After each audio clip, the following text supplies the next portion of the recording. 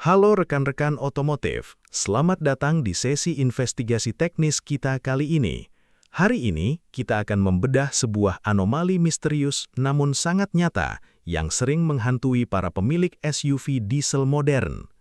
Pernahkah Anda mengecek dipstick oli dan justru mendapati volume pelumas Anda bertambah secara misterius?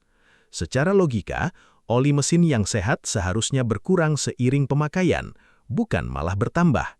Disinilah dokumen diagnostik forensik kita mulai.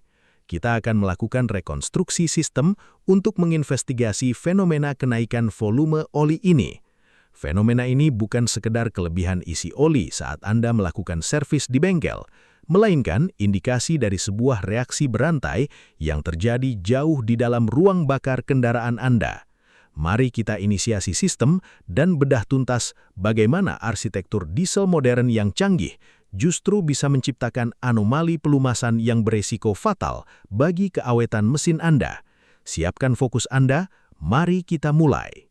Untuk memahami akar masalahnya, mari kita lihat profil kasus dan lingkungan operasional kendaraan ini.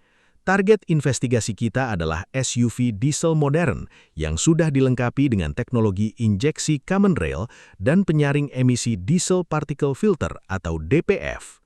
Lingkungan operasionalnya berpusat di tengah kemacetan ekstrim khas ibu kota seperti Jakarta. Pola penggunaan kendaraan ini sangat didominasi oleh siklus short trip atau perjalanan jarak pendek komuter. Bayangkan rutinitas harian di mana Anda hanya berkendara sejauh 5 hingga 10 km, namun harus terjebak berjam-jam dalam kemacetan stop and go. Dalam kondisi ini, lalu lintas sangat statis dan durasi mesin menyala jauh lebih lama dibandingkan pergerakan aktual roda. Lingkungan operasional yang tampak sepele inilah yang sebenarnya menjadi musuh terbesar bagi mesin diesel. Mesin diesel didesain untuk berlari kencang, bukan untuk merayap. Mengapa demikian? Kita akan lihat efek dominonya. Gejala klinis pertama dari anomali ini terungkap saat kita melakukan inspeksi fisik. Penemuan yang paling mengejutkan adalah adanya anomali fisik berupa lonjakan volume oli yang bisa bertambah hingga lebih dari 1 liter dari kapasitas standar pabrikan, terlihat jelas melewati batas max pada tongkat dipstick.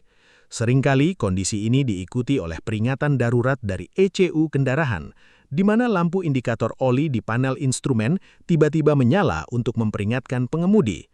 Yang membuat fenomena ini sangat mengkhawatirkan adalah durasi interval kejadiannya. Penambahan oli yang masif ini tidak terjadi selama puluhan ribu kilometer, melainkan bisa terjadi hanya dalam rentang waktu singkat, sekitar 2.000 kilometer pemakaian rutin di dalam kota. Pertanyaan besarnya, cairan apa yang menyusup masuk dan menambahkan dirinya ke dalam wadah karter oli mesin Anda? Untuk menjawabnya, kita harus meninjau sebuah komponen krusial knalpot. Tersangka utama dalam kasus ini mengarah pada komponen bernama diesel particle filter atau lazim disingkat DPF. Fungsi utama dari DPF ini sangatlah mulia untuk menjaga lingkungan kita. Ia bertindak layaknya masker canggih yang menangkap dan menahan partikel jelaga mikroskopis atau soot hitam dari sisa pembakaran mesin diesel. Dengan DPF, asap hitam beracun tidak lagi terbuang bebas ke udara. Namun, komponen ini memiliki satu syarat operasional yang sangat ketat. Agar tidak buntu oleh tumpukan jelaga yang ia saring, DPF secara periodik harus membakar habis jelaga tersebut menjadi abu mekanis. Proses pembersihan ini disebut sebagai regenerasi alami. Syarat mutlak untuk memicu regenerasi alami ini adalah DPF membutuhkan suhu gas buang yang sangat ekstrem, yakni harus mencapai lebih dari 600 derajat Celcius. Sayangnya, suhu setinggi ini mustahil tercapai jika Anda hanya berkendara pelan di kemacetan. Disinilah konflik mekanis mulai terjadi. Akibat kendala short trip yang kita bahas sebelumnya, mesin kendaraan Anda terus-menerus terjebak dalam putaran RPM rendah. Kendaraan secara harfiah tidak pernah beroperasi cukup lama dan cukup cepat untuk bisa memanaskan komponen mekanikal hingga ke suhu optimalnya. Efek termal dari rutinitas ini sangat destruktif bagi sistem emisi. Suhu gas buang gagal total untuk menyentuh titik kritis 600 derajat Celcius yang sangat dibutuhkan oleh filter DPF. Karena syarat suhunya tidak terpenuhi, maka secara fisika, siklus regenerasi alami tidak mungkin terjadi. Jelaga beracun terus menumpuk tanpa pernah dibakar. Kondisi termal yang selalu berada di level kritis rendah inilah yang pada akhirnya memicu sebuah peringatan darurat internal di dalam sistem komputer. Penyumbatan DPF atau DPF clogging kini bukan sekedar resiko, melainkan ancaman gagal mesin yang sudah di depan mata. Ketika regenerasi alami gagal total, System Engine Control Unit atau ECU tidak tinggal diam. Sensor tekanan yang berada di sepanjang jalur knalpot mulai mendeteksi adanya lonjakan hambatan gas buang. Data sistem log mengonfirmasi bahwa penyumbatan DPF sedang terjadi tahap parah. Pada titik krisis inilah, protokol intervensi darurat langsung diaktifkan. ECU dengan segera mengambil alih komando penuh atas sistem pembakaran. Untuk menyelamatkan DPF yang buntu, ECU memerintahkan injektor untuk mengeksekusi sebuah protokol darurat yang dikenal sebagai post-injection. Tujuannya sangat agresif.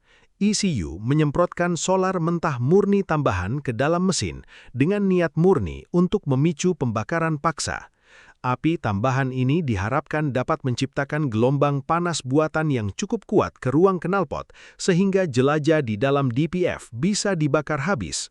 Namun, tindakan darurat sang komputer ini ternyata menyimpan efek samping yang sangat mematikan. Mari kita bedah mengapa protokol post-injection ini menjadi pangkal dari segala masalah mekanis. Secara teknis, langkah darurat ECU ini jelas-jelas menyalahi siklus normal pembakaran mesin diesel. Pada kondisi standar, injektor hanya menyemprotkan solar saat katup tertutup rapat untuk menciptakan kompresi dan daya dorong.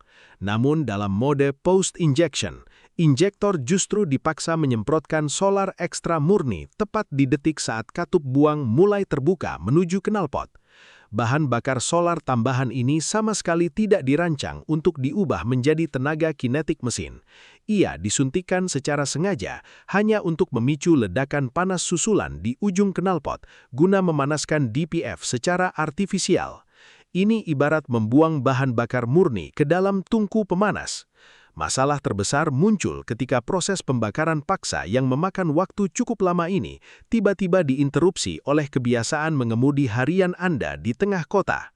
Bencana kelistrikan dan mekanikal ini memuncak pada momen pemutusan sistem secara paksa atau System Abort Sequence. Perhatikan simulasi kondisi lingkungan ini. Anda baru saja berjuang menembus kemacetan, lalu akhirnya tiba di garasi rumah atau parkiran kantor. Anda kemudian dengan santai menekan tombol push start untuk mematikan mesin, sama sekali tanpa menyadari proses pembersihan internal yang sedang bergolak di dalam mesin. Inilah titik fatalitasnya. Protokol post-injection yang sedang asik menyemprotkan solar ekstra tersebut terputus mendadak. Siklus pembersihan DPF gagal dituntaskan. Status kendaraan kini menjadi sangat kritis. Mengapa? Karena bahan bakar solar segar sudah terlanjur disemprotkan oleh injektor ke dalam silinder ruang bakar. Namun akibat mesin dimatikan, solar tersebut kehilangan momentum untuk meledak. Alih-alih terbuang ke knalpot dalam wujud gas panas, cairan solar mentah ini kini menggenang tak berdaya di atas permukaan piston. Menggenangnya solar mentah inilah yang memicu contamination event atau yang kita kenal secara teknis sebagai fuel dilution. Sisa solar post-injection yang gagal terbakar karena mesin dimatikan secara prematur tadi tidak akan bisa menguap. Karena masih berwujud cairan murni, solar ini perlahan-lahan akan merembes turun murni akibat tarikan gravitasi. Ia menyusup diam-diam melewati celah-celah sempit ring piston yang memisahkan ruang bakar dengan ruang karter di bawahnya. Tetesan demi tetesan solar mentah ini bermuara langsung di bak penampungan oli bagian bawah dan akhirnya bercampur secara permanen dengan pelumas mesin Anda. Inilah akar masalah utamanya. Penambahan 1 liter cairan di dipstick oli Anda bukanlah sebuah ilusi, melainkan cairan bahan bakar solar mentah yang telah merendam sistem pelumasan mesin Anda akibat kegagalan tuntas dalam siklus regenerasi di jalanan kota. Sayangnya, anomali ini tidak terjadi dalam satu malam, melainkan terakumulasi melalui siklus destruktif short trip yang berulang-ulang tanpa henti. Mari kita amati siklusnya. Anda melakukan perjalanan pendek di kemacetan, suhu DPF menurun, ECU panik dan memaksa mode post-injection. Saat mesin sedang berusaha membakar jelajah, Anda sampai tujuan dan mematikannya. Siklus terputus dan solar merembes ke oli. Masalah terbesarnya adalah memori ECU Anda tidak akan mencatat proses ini sebagai selesai. Saat Anda menghidupkan mobil Anda kembali besok harinya, ECU mendeteksi DPF masih buntu. Ia akan terus memaksa mengulang siklus darurat ini setiap kali mobil dihidupkan untuk rute pendek. Siklus setan ini secara konstan melipat gandakan volume kontaminasi solar ke dalam bak Carter, mengubah pelumas kental Anda menjadi cairan solar encer yang siap membunuh mesin diesel kesayangan Anda dari dalam. Untuk perangkum seluruh temuan kita, mari kita lakukan komparasi melalui matriks diagnostik operasional ini. Pada skenario kondisi ideal, misalnya saat Anda berkendara jarak jauh di rute jalan tol bebas hambatan, suhu gas buang akan mudah mencapai titik optimal di atas 600 derajat. Hasilnya, status regenerasi DPF berjalan tuntas secara alami tanpa intervensi. Imbasnya, integritas viskositas oli mesin Anda terjaga sempurna. Namun, hal ini berbanding terbalik dengan sindrom short trip khas rute Jakarta. Suhu gas buang selalu berada di titik kritis, memaksa ECU memuntahkan injeksi solar berulang-ulang yang selalu gagal diselesaikan. Hasil akhirnya sangat mengerikan. Integritas oli mesin hancur total akibat kontaminasi bahan bakar. Matriks ini membuktikan secara ilmiah bahwa gaya mengemudi dan rute komuter harian Anda memiliki dampak kausalitas yang sangat langsung terhadap perubahan sifat kimiawi dari pelumas di dalam kendaraan. Di titik ini, level ancaman mekanis kendaraan Anda telah berstatus kritis. Kontaminasi fuel dilution ini bukan lagi sekedar masalah volume kapasitas oli yang luber, tetapi tentang hilangnya fungsi dan daya pelumasan secara absolut. Solar secara kimiawi akan memecah ikatan struktur molekul pelumas.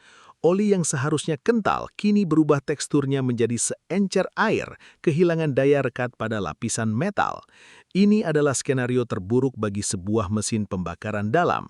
Tanpa perlindungan viskositas pelumas yang mumpuni, komponen internal yang bergerak super cepat akan saling bergesekan tanpa ampun. Logam bertemu dengan logam.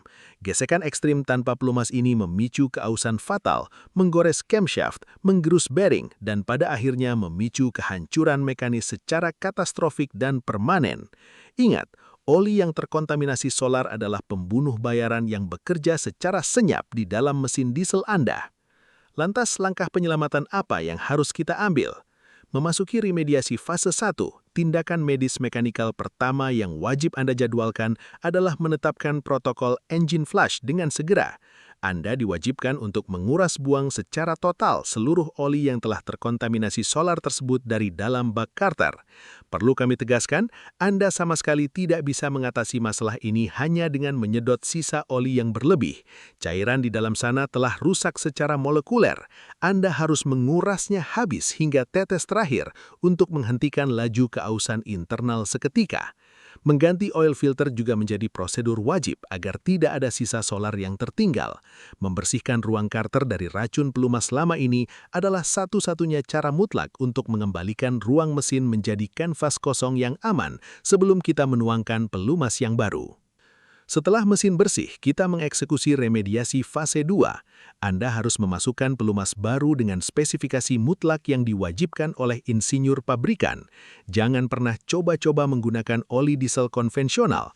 Pastikan di botol kemasan tertera kode sertifikasi ACEA C3 atau standar API CK4.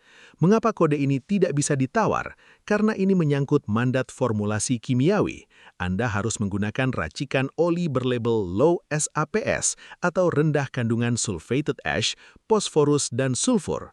Formula spesifik ini dirancang agar saat pelumas ikut menguap dan terbakar tipis di ruang bakar, sisa apu pembakarannya sama sekali tidak akan menyumbat pori-pori mikroskopis di sarang lebah DPF. Menggunakan oli biasa hanya akan mempercepat penyumbatan DPF, yang berarti mengundang kembali siklus penyemprotan solar darurat dari ECU. Memilih oli yang presisi adalah tameng utama pertahanan sistem emisi Anda. Sebagai penutup lembar diagnostik kita, Anda diwajibkan mengaktifkan protokol pencegahan mandiri yang disebut Regeneration Run. Anda harus menyadari bahwa memelihara SUV diesel modern menuntut adaptasi gaya mengemudi. Bebaskan kendaraan Anda dari kutukan rute macet.